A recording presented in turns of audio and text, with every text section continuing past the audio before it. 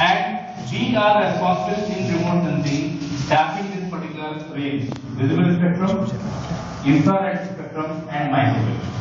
So remote sensing, these three spectra, they are considered to be the atmospheric windows, because atmosphere acts transparent for these three ranges. Energy can go through the atmosphere and reaches to the object. After interaction, it comes back again to the sensor. So these three ranges are considered to be the basic ranges for doing this: visible, infrared, and microwave. Immediately after visible, you can see the infrared range. If we want to do some kind of thermal imaging, like if there is a forest fire somewhere, or if there are some kind of geothermal energy coming out of the earth. Sometimes it happens that before the earthquake occurs, lot of energy comes out of the earth.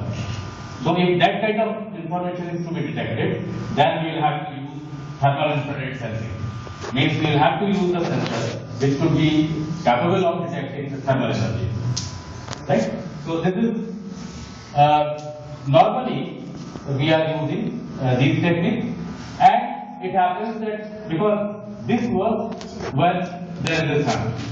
During night time, you do not accept this thermal, you cannot have that kind of information. So sometimes it happens that if the flooding is there, lot of cloud coverage will be there. So during that period, if the data is to be collected, definitely these techniques will not work. So we will have to use microwave based information gathering. So radar imaging is the third important section of the remote sensing. So basically, visible spectrum study, thermal infrared study, and microwave remote sensing. These are the three ranges. Next please.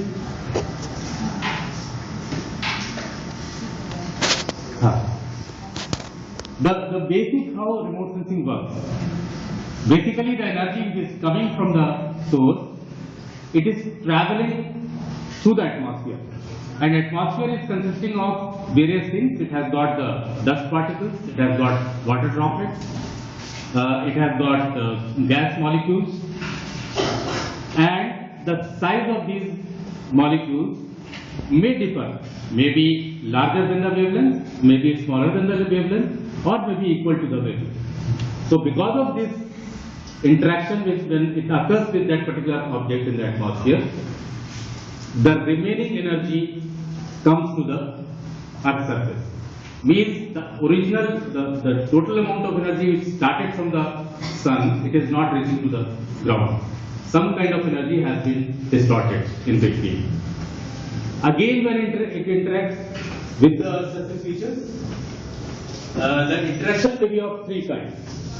Suppose 100% energy which is coming from the source, it is falling onto the object, and part of the energy is absorbed by the object. Part of the energy is transmitted to the object, and part of the energy is reflected back to the sensor. So what happens? The energy which has been transmitted to the object is never reaching to the sensor. The only energy which is reaching to the sensor is after reflection with this particular object, or when that energy is absorbed by the object, then it raises the temperature of the particular body. When it raises the temperature of the particular body, the energy starts getting emitted from the particular object. Right? So that emitted energy is also detected. So normally what happens? The absorbed energy later on it gets emitted, that reaches to the sensor, or the reflected energy that reaches to the sensor. As there are two different kinds of sensors in the platform, they detect that energy and you can do remote sensing based on that. So this is this thing. And what happens? There is no object in the nature which absorbs 100% of energy, and there is no object in the nature which reflects 100% energy. So these are two extremities which are never seen in the nature.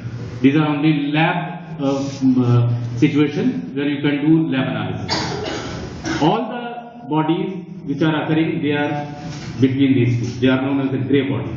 They are all objects on the Earth's surface. They are known as the grey bodies.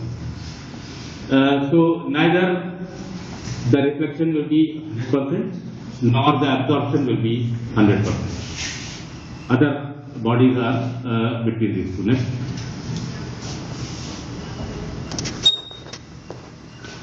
If we look at Earth observation system, as I explained right now, there are satellites, and there are two things in satellites basically.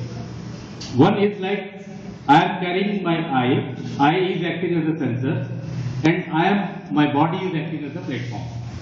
My body is carrying the sensor and moving at different places, getting the information. Similarly, in the satellite also, there is a body which carries the sensor. That body is known as a platform, and the sensors are different. They are different sensors. They are put into the satellite platform according to the requirement. So we have got satellite sensors and techniques to interpret that particular data which is gathered by the satellites. And based on this, we do various applications. Next. This is the satellite image taken yesterday at 9:30 p.m. by our own INSET Indian National Satellite, INSET 3. We get this kind of information daily. We can have the data continuously over the globe, but what we do, because storage capability is still not that much developed, because it is huge data, so that window is open for certain period of time, suppose 2-3 times data in the morning at 5 a.m. and at 2 p.m. and again in the afternoon, and those data are collected and analyzed for doing integrated analysis for weather forecasting. So this is the data which is collected by the meteorological satellite. This is our own Indian meteorological satellite, INSET 3D. This is basically maintained by Indian Meteorological Department, Government of India. And the data for this particular satellite is continuously collected at Faridabad. But what we are doing here at Remote Sensing Application Center of MP Council of Science and Technology, we are not basically using the data which has been collected by those meteorological satellites. We are doing analysis based on the data which are collected by Earth resources satellites. Means those satellites which are providing us information about the Earth resources, Earth surface features.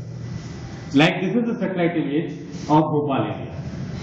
This is upper lake, this is lower lake, this is Kaliyasot reservoir, Kerwa dam, Ataithera reservoir, Kolar dam, and this is Mandi Deep. We call it Mandi Deep. Deep means deep. Deep means silent. You can simply by seeing the satellite image, you can have some kind of feeling that this was acting as a island, and it was that big lake which people say that it was in 10th century. It was occurring around Bhopal. So these are the evidences which can be had directly from the satellite image. And redness means wherever greenery is